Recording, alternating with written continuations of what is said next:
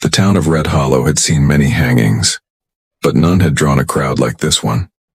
People came from miles around, not because they hated the woman, but because they were afraid.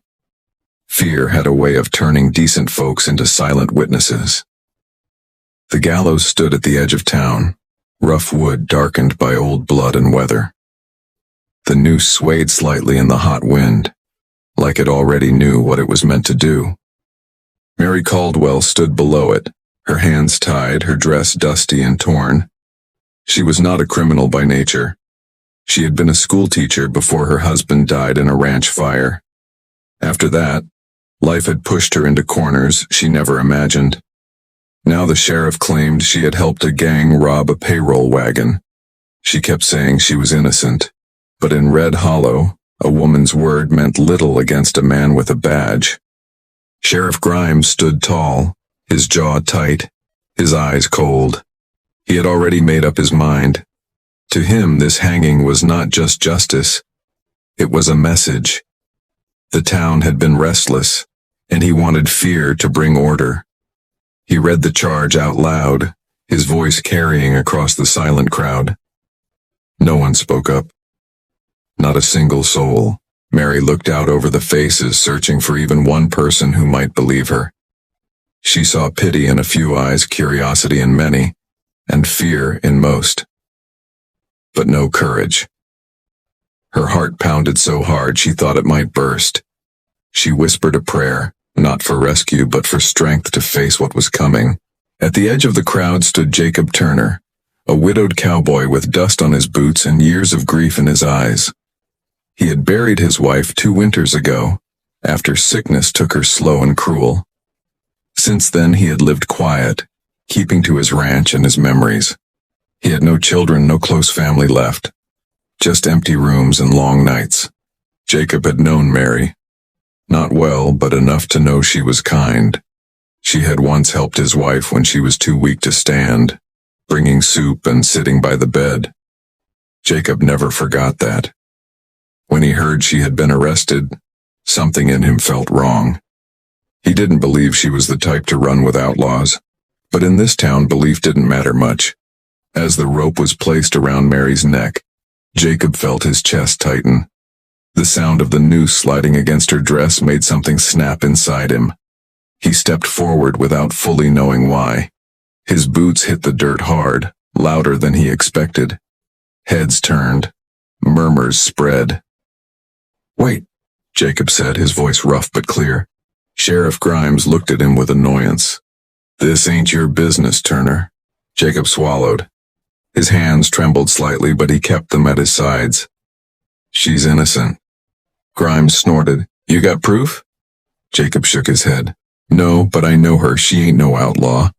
"That don't mean a thing," Grimes said, and stepped back. Mary turned her head and saw Jacob. Her eyes filled with tears, not of hope, but of gratitude. Someone, at least, was standing for her. Jacob took another step forward. "If you need someone to hang," he said slowly, "I'll take her place." The crowd gasped. A wave of shocked whispers rolled through Red Hollow. Even Sheriff Grimes looked taken aback. "What did you just say?" Grimes asked. "I said I'll take her place," Jacob repeated. "If you're so sure someone needs to pay, let it be me." Grimes stared at him, trying to decide if he was bluffing or mad. "You ain't charged with nothing." "Then charge me," Jacob said. "Say I helped her. Say whatever you want." Mary cried out, "No, Jacob, don't." He turned to her, his voice softer. "You don't deserve this." Grimes felt the crowd shifting. Some faces now showed doubt. Others showed confusion. He didn't like losing control. "This is foolish," he said. "You're willing to die for a woman you barely know?" Jacob nodded. "I'm willing to die so an innocent woman don't." There was a long silence. The wind kicked up dust around their boots. Grimes clenched his jaw. Hanging Jacob might cause more trouble than he wanted. People respected Jacob, even if he kept to himself. Killing him could turn the town against the badge. Before Grimes could answer, a voice came from the back. "Wait!" An old man pushed through the crowd. It was Thomas Reed, a retired stage driver. His face was pale, his hands shaking. "I saw something," Thomas said. "The night of the payroll robbery. I saw two men near the creek. They weren't merry. One of them had a limp. The other wore a black duster." The crowd buzzed again. Grimes's eyes narrowed. "Why didn't you say this before?" "I was scared," Thomas admitted. "Those men looked dangerous, but I can't let this woman die for something she didn't do." More murmurs followed. Another man spoke up. Then another. Small details came out. Things that didn't match the sheriff's story. The crowd was no longer silent. Grimes felt the power slipping from his hands. His voice rose. "Enough! This town needs order." Jacob stepped closer. "Order ain't the same as justice." Grimes looked around and realized he was outnumbered by doubt. Reluctantly, he raised his hand. "Untie her," he said. The rope was loosened. Mary nearly collapsed, her legs weak. Jacob caught her before she fell. For the first time, he held her steady, not as a stranger, but as someone whose life was now tied to his in a deeper way. Mary sobbed into his shoulder. "You were ready to die for me." Jacob looked down at her. "I've already lost everything once. I wasn't about to watch someone else lose everything for no reason." The town slowly dispersed, quieter than before. The gallows stood empty, the noose hanging useless in the wind. In the days that followed, the real outlaws were caught.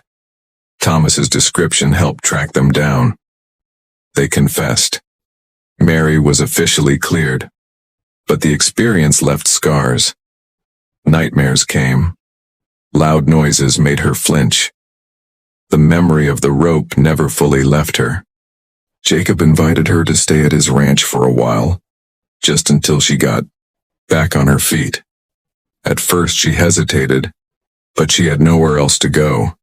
The town still looked at her with mixed eyes. Life at the ranch was simple. Early mornings, chores, quiet meals, long sunsets. Slowly, Mary found peace in the routine. Jacob never pushed. He gave her space, respect, and safety. At night, sometimes they sat on the porch saying little. Silence felt easier than words, but in that silence something gentle grew. Not fast, not forced, just two broken people finding comfort in shared understanding.